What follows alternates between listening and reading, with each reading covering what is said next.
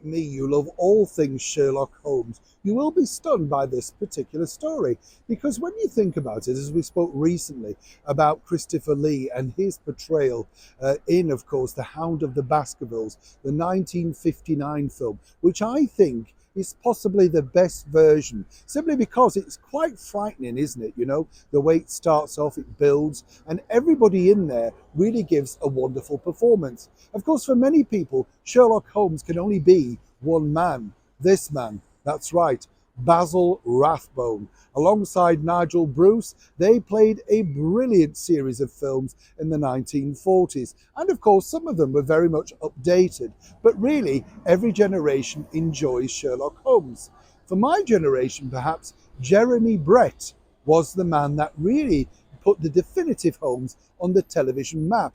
Of course, many people might not realise that he's also related to the actor Martin Clunes. That's right, Doc Martin. Once again, you see, everything's a connection, right? But Sherlock Holmes himself, his creator, Sir Arthur Conan Doyle, wasn't particularly a fan of his very biggest creation. So much so that he was thrilled, in fact, to finally kill him off. And he thought he'd seen the very last of him. And this is what I find fascinating about authors who have very successful creations, that obviously the public want more of, but when they've decided enough is enough, they feel, well, the public then should move on.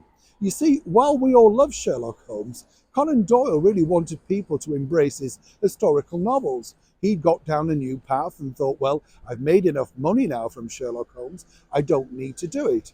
But as ever in the world of capitalism, there's always something that can persuade the individual once again to return and put pen to paper. Now, Sir Arthur Conan Doyle was something of a major celebrity at this point. He often loved taking lunch at the very luxurious Café Royal, sometimes popping up in the bar at the Savoy.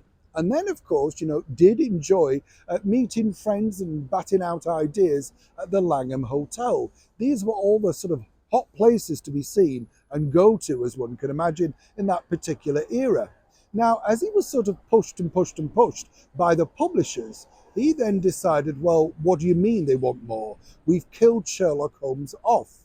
But as ever, money talks, right? While, of course, he decided to kill off his famous character with a waterfall stunt, we won't give that away in case, of course, you don't know the story.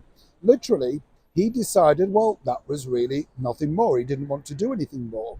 But apparently, in 1893, he basically had, once again, another offer from his publisher.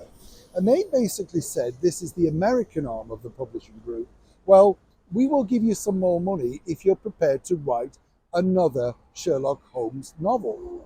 Now, he got the equivalent of the money today, which really would have been around 1.6 million. He wrote a story naturally claiming that Sherlock Holmes had indeed survived the waterfall after all. As money, as we often say here on the show, genuinely does talk, the American publishers couldn't believe their luck. Yes, it was a colossal amount of money, but they made the money back quite literally within a few months. And once again, they came tapping again back to Sir Arthur Conan saying, look, we'd like more.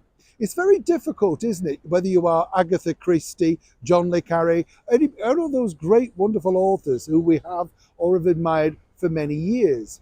It's not always about the money, it's about whether you can stand the character or not anymore. But more importantly, for Sir Arthur Conan Doyle, it literally financially set him up.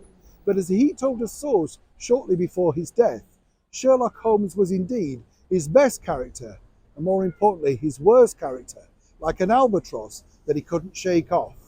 But as many people might also add, well, that's simply elementary, Sir Arthur Conan Doyle. Neil Shaw, in the very heart of London.